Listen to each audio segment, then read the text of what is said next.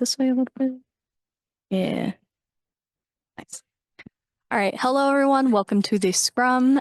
We will take questions in English. I don't believe we have any other translators available. So please use the Zoom hand raise feature to queue yourself in line for a question, and we will call on you. Or you may type your question to be read out loud in the chat below. First question, Cloud Sidki. Congrats on the win.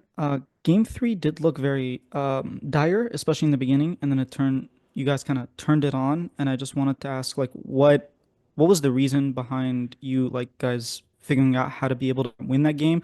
Was it that you guys remembered that 100 Thieves were in the lower bracket and that you guys were afraid of North Americans' third seed, so you guys really wanted to win today?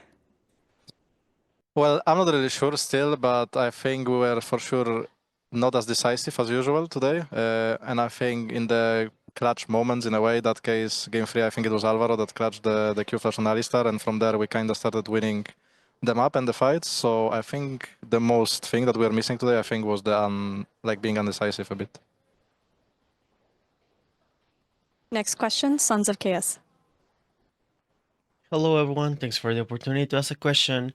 My question will be, as you mentioned before, you were not like very decisive today. So how you plan to work and move forward into the main stage, like working on being more decisive? I'm not really sure now again, because it's something that we need to talk as a team. Because 2 days ago into Vikings, I think we were way more confident and more decisive in general as a team. Today there was more doubts in a way. I'm not really sure why. We need to analyze it still.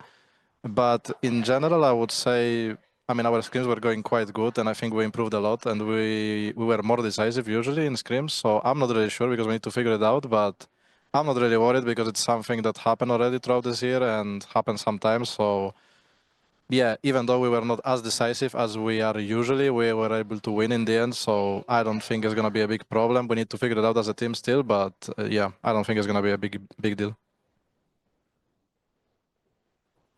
Next question, Mais Esports. Good afternoon, my sports from Brazil. You mentioned in that interview after the game that the mid lane meta is less for AD carries and more for mage champions, mage control, some assassins, and other like that.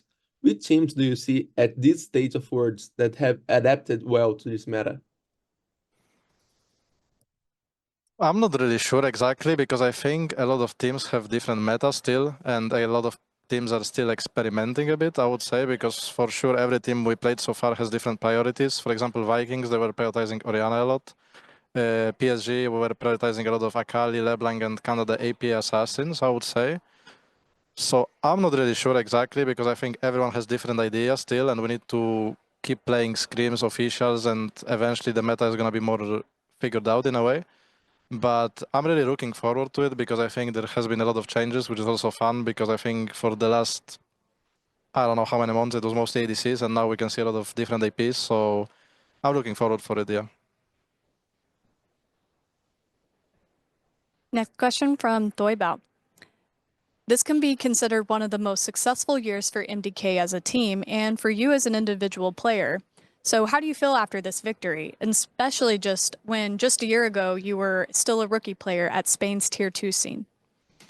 Well, I'm really happy, because last year I was playing in the EMEA finals in ERLs, and now we are at Worlds, like top 16, like main stage. So I'm really happy and grateful for this opportunity, because I think I can grow so much as a player. We're going to compete against the best players in the world, and I think the gap between European mid laners and the Asian mid laners is really big. So I think I can learn a lot these Worlds, because I have this opportunity now to compete against them in stage, also in official games, which I think is way different than in scrims, because there is more pressure, of course. So I'm really happy and grateful for that opportunity, because I think not many players have a chance to compete there after being in ERLs like super fast and quick.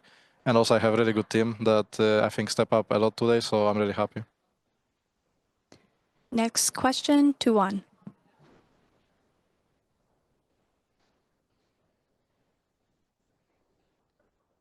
Congratulations on advancing to the Swiss stage. Now that you're in the Swiss stage, is there any LPL team or player that you're looking forward to facing, and what's the reason behind your choice? I think for sure BLG. I think Knight has been one of the better mid laners since the last years, I would say, in LPL. So I'm really looking forward to face off against him. I think he's for sure the best in LPL from what I've been watching these years, and he's been really consistent. He has been winning a lot. So yeah, I'm really looking forward to play against him.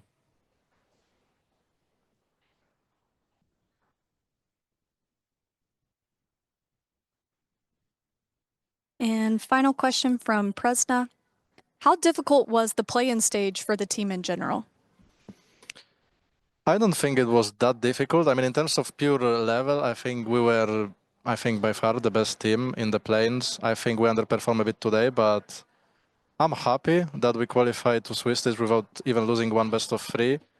I think we underperformed a bit and there was some nerves, but in general, I'm happy because I expected more clown fiesta or like shaky games in a way. So yeah, I'm pretty happy. Okay, thank you. Thank you so much.